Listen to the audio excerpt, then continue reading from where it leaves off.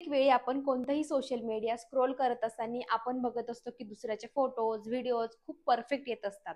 तर आपले का नाही येत त्याच्या मागचं रिझन असतं की आपण परफेक्ट स्टायलिंग नाही करत. जसे की मग कोणत्या साडीवर कोणत्या पद्धतीचे दागिने आपण घालायला पाहिजे हे आपल्याला बऱ्याच वेळेस आपल्याला कळत नाही. बऱ्याच वेळेस आपण मॅचिंग मॅचिंग सुद्धा करतो किंवा मग छोट्या छोट्या चुका करतो, ज्या चुका आपण टाळून एक छान प्रकारे परफेक्ट स्टायलिंग करू शकतो. तर म्हणून हा व्हिडिओ मी तुमच्यासाठी आज घेऊन आली आहे.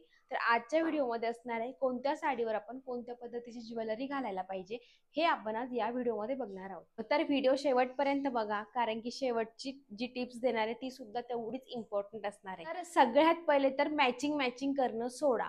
बऱ्याच वेळेस काय होतं, ग्रीन साडी घातली, ग्रीन कलरचा चोकर म्हणा किंवा ग्रीन कलरचा एखादा नेकलेस घातला जातो, तर ते अगदी खूप विचित्र असं वाटतं. बिलकुल म्हणजे क्लासी नाही वाटत ते. अगदीच तुम्हाला मॅचिंग करायचं ठरलं तर मग तुम्ही कॉन्ट्रास्ट मध्ये मॅचिंग करू शकता. काठ्याचा कलर घ्या किंवा मग तुमच्या साडीमध्ये लपलेला एखादा कलर घ्या जो की तुम्ही कॉन्ट्रास्ट म्हणून वेअर करू शकता. अजून एक इम्पॉर्टंट गोष्ट म्हणजे बॅलन्स करायला शिका. जसे की हेवी साडी असेल तर मग नेक पीस म्हणा किंवा कोण ज्वेलरी तुम्ही घालणार असाल ती ज्वेलरी तुम्ही अगदी सिंपल ठेवा. जर तुम्ही साडी खूप हलकी किंवा साडी खूप अगदीच 400-500 ची घेतली आणि त्याच्यावरचा जो दागिना आपण घालणार असतो तो जर का तुम्ही एखादा स्टेटमेंट नेक पीस घेतला तर खूप उठून लुक तुमचा येत असतो. त्यामुळे आपण प्रत्येक वेळेस बॅलन्स करायला शिकायला पाहिजे. जसं की तुम्ही साडी घातली ती खूप हेवी सुद्धा आहे, तुम्ही हेवी नेक पीस सुद्धा घातला, हेवी तुम्ही असे कानातले सुद्धा वेअर केले तर ते खूप बटबट वाटतं, ते बिलकुल छान वाटत. त्यामुळे आपण बॅलन्स करायला पाहिजे. तर तुम्ही खूप हेवी नेक पीस घातलाय तर तुम्ही कानातले स्किप करू शकता किंवा मग तुम्ही एखाद्या वेळेस कानातले खूप मोठे मोठे घेऊ शकता, ती नेक पीस स्किप करू शकता. तर असं आपण बॅलन्स करू शकतो.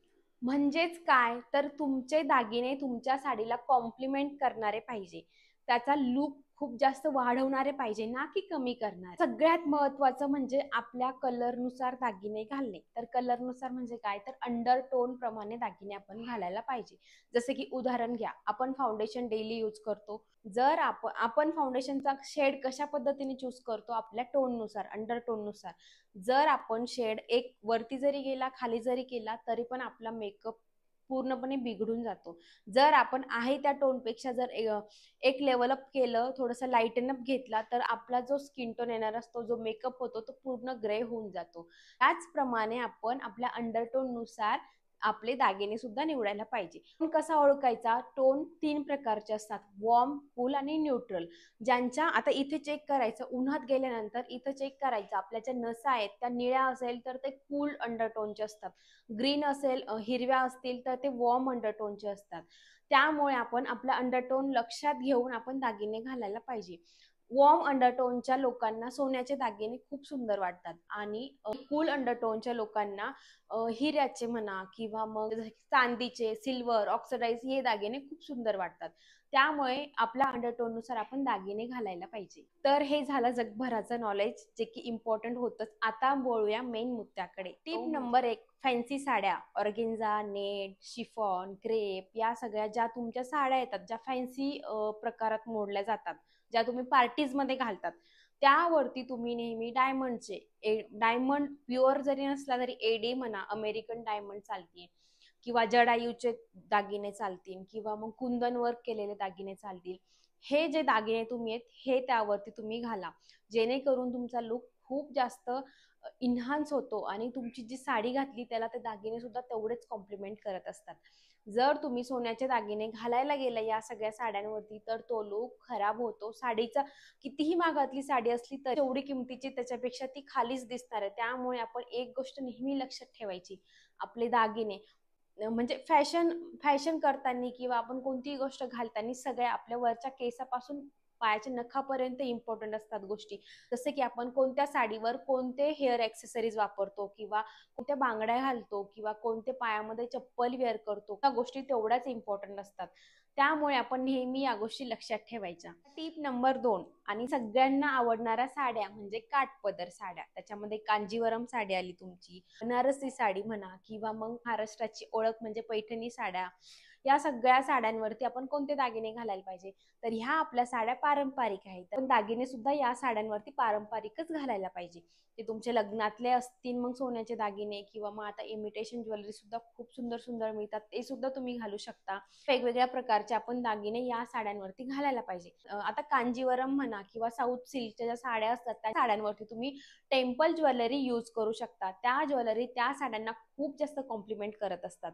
आणि आपल्या ज्या महाराष्ट्रातल्या साड्या झाल्या, मग त्या पैठणी झाली, गडवाल पैठणी, मुनिया बॉर्डर पैठणी, या सगळ्या वेगवेगळ्या ज्या पैठणी असतात त्यांच्यावरती तुम्ही आपल्या महाराष्ट्रातले पारंपरिक दागिने यूज करू शकता.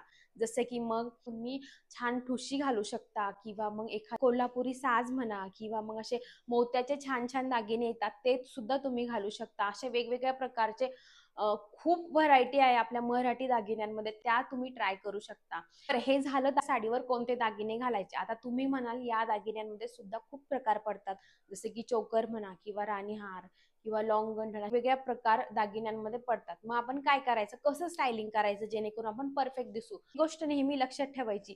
कोणतीही गोष्ट बॅलन्स करून चालायची. जसे की मग तुमची खूप सुंदर अशी बनारसी साडी आहे, पूर्ण अशी प्रिंटेड साडी आहे, पूर्ण खूप हेवी वर्क आहे त्याच्यावरती, मग तुम्ही त्याच्यावरती दागिने निवडताना थोडेसे सिंपल निवडायचे, जेणेकरून तो लुक बॅलन्स होतो. जर तुमचे सिल्क साड्या सिंपल असतील तर त्याच्यावरचे दागिने तुम्ही थोडे हेवी चूज करायचे. आणि यात पण जर तुम्ही या साड्यांवरती सिंगल प्लेट साडी पिन केली असेल तर त्यावरती तुम्ही लॉंग अशा पद्धतीचं लॉंग असं कुठलाही नेक पीस तुम्ही चूज करू शकता.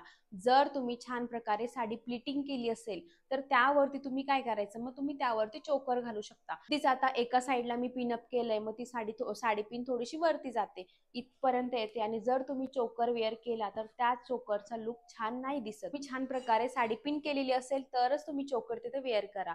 जर तुम्ही सिंगल प्लेट साडी केलेली असेल त्यावरती तुम्ही लॉंग असं पीस कोणताही मग तुम्ही तो घेऊ शकता. तर ह्या गोष्टी नेहमी लक्षात ठेवायच्या. नंबर 3, फ्लावर प्रिंटच्या साड्या. त्याचं फॅब्रिक कोणतंही असेल, जसे की मग सॅटिन असेल किंवा क्रेप फॅब्रिक असेल, कोणतंही असू शकतं. ऑर्गेन्झा जरी असेल, तुमची कोणतीही साडी असेल, फ्लावर प्रिंटच्या ज्या साड्या असतात त्याच्यावरती तुम्ही छान पर्लचे दागिने घालू शकता. खूप सुंदर आणि खूप उठावदार दिसत असतात. नंबर 4, कॉटनच्या साड्या. तर कॉटनच्या साड्यांवरती सिल्वर ज्वेलरी किंवा ऑक्सिडाइज ज्वेलरी खूप सुंदर दिसते आणि खूप उठावदार दिसते. एकदम आपली जी साडी आहे त्याचा लुक खूप वेगळा येतो. त्यामुळे आपण नेहमी लक्षात ठेवायचं, कॉटनच्या साडीवर आपण ऑक्सिडाइज ज्वेलरीच घालायची. म्हणूनच आपण या सगळ्या छोट्या छोट्या गोष्टींकडे लक्ष देऊन आपली स्टायलिंग परफेक्ट करू शकतो. अजून तुमचे काही प्रश्न असतील तर मला कमेंटमध्ये विचारा, आणि तुम्हाला काही नॉलेज असेल या गोष्टींबद्दल मला कमेंट करून सांगायला विसरू नका, जेणेकरून मलाही काही शिकायला मिळेल. तर हा व्हिडिओ तुम्ही शेवटपर्यंत पाहिल्याबद्दल खूप खूप धन्यवाद.